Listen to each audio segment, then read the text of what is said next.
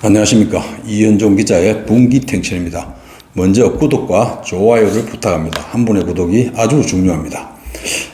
사람이 지가 뭐 벼슬 좀 했다고, 권력 있다고, 돈 좀 있다고 자기보다 못한 사람을 자신을 위해 존재하는 것으로 여기는 자들이 있습니다. 쫄부와 벼락 출세한 자, 재벌 2세, 3세들이 그런 짓을 하다가 지탄받고 회사까지 어려움에 처한 일들을 우리는 봐왔습니다. 사람이 살다 보면 평소 좋을 때는 모두가 내 편 같고 다 좋은 것 같습니다. 그러나 어려운 일을 당해보면 주변 사람의 봉헌심을 알게 됩니다. 어려움에 처해도 주변 사람을 그동안 잘 관리해 왔다면 서로 도와주려고 합니다. 반면에 자신밖에 모르고 혼자서 잘났다고 주변 관리를 소홀히 했다면 어려울 때 오히려 욕하고 더 힘들게 하는 사람이 많이 나타나게 됩니다. 이제 그 본론으로 들어가서 최근에 전국적인 뉴스 주인공이었던 경북 김천 출신 송은석 국회의원 얘기를 해보겠습니다. 지금 김천지역에는 갑자기 국회의원이 무소속이 되면서 국민의힘 당협위원장 자리가 공석이 됐습니다. 영남권, 특히 대구 경북지방에서는 국민의힘이 여당입니다. 그래서 지역 정치권에서는 앞으로 송 의원의 정치 생명이 어떻게 될 것인지 여부가 큰 관심사입니다. 1년도 안 남은 대통령 선거와 함께 곧 이어 치러지는 지방선거 때문입니다. 영남권에서는 국민의힘 공천을 받아야만 선거 승리가 보장됩니다. 따라서 누가 당협위원장이 되는지 여부가 중요합니다. 공천에 절대적인 영향력을 행사하는 그 당협위원장과의 관계가 출마자들에게는 아주 중요합니다. 그래서 촉각을 곤두세우고 있습니다. 어떤 사람은 송은석 의원의 탈당은 국민 눈속임용이며 대선 때가 되면 복당시킬 것이라는 등의 전망을 하는 사람도 있습니다. 한마디로 짜고 치는 고스톱이라고 단정하는 수 낮은 사람도 있습니다. 그들은 모든 정치 행위를 야바위로 보기 때문에 그런 생각을 하는 것 아닌가 하는 생각입니다. 그러나 저는 단언합니다. 송 의원은 앞으로 복당하기 어렵고 따라서 장래 정치 생명이 위험하다고밖에 볼 수 없습니다. 정치에는 항상 상대가 있기 마련입니다. 또 복당시켰을 때 후폭풍을 염려해야 됩니다.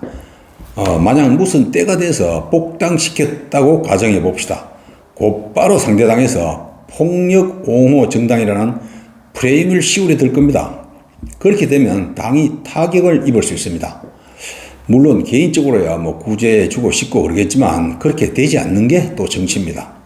이런 걸 한번 생각해 봅시다. 직장에서 어떤 사람이 상사에게 많은 사람이 보는 앞에서 욕설과 함께 폭행을 당했다고 가정해 봅시다. 이게 용납되겠습니까? 바로 형사처벌감입니다. 만약 그런 일이 있다면 문제가 심각해집니다. 요즘은 군대에서도 폭행은 못합니다. 그래서 공개 폭력 행위는 구제가 어렵습니다. 국민의힘이 원래도 그랬지만 지금 분위기는 영남권에서 어느 누구를 꽂아도 당선은 염려할 것이 없습니다. 한마디로 작대기를 꽂아도 된다고 할 정도입니다. 그런데 왜 위험을 무릅쓰고 흠결 있는 사람을 굳이 복당까지 시켜가면서 공천할 이유가 어디 있겠습니까? 국회의석을 잃을 이유가 없는데 말입니다. 수가 낮은 사람들은 송은석이가 똑똑해서 국민의힘에서 필요로 하기 때문에 복당시킬 거라고도 합니다. 이 또한 송은석이라는 사람 한 사람만 보기 때문입니다. 그 정도 수준의 인력은 이 나라에 차고 넘칩니다. 국회의원 중에 그 정도 수준은 일반적입니다. 사람은 무식해도 똑똑한 사람이 있고 유식해도 멍청한 사람이 있습니다. 저는 송 의원이 좋은 학교는 나왔지만 뭐가 똑똑한지는 알 수 없습니다. 또 똑똑하다고 인정할 만한 언행과 실적도 기억에 없습니다. 송 의원은 개인적으로는 안타깝게도 지난 4월 7일 선거에서 대승한 날 자기 잔치집에서 중앙당 당직자를 폭행과 폭언을 해서 잔치 분위기를 그만 흐려놓았습니다. 이 소식이 알려지면서 송 의원 지역구인 김천 시민들이 중앙당으로 전화를 해서 제명하라고 요구하는 게 많았다고 합니다.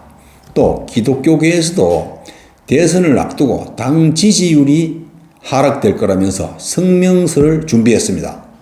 김천시 기독교 장로 목사 연합회는 소원석을 제명하지 않으면 당에 대한 지지를 철회할 것이라는 내용의 성명서를 준비하고 14일 발표할 예정이었습니다.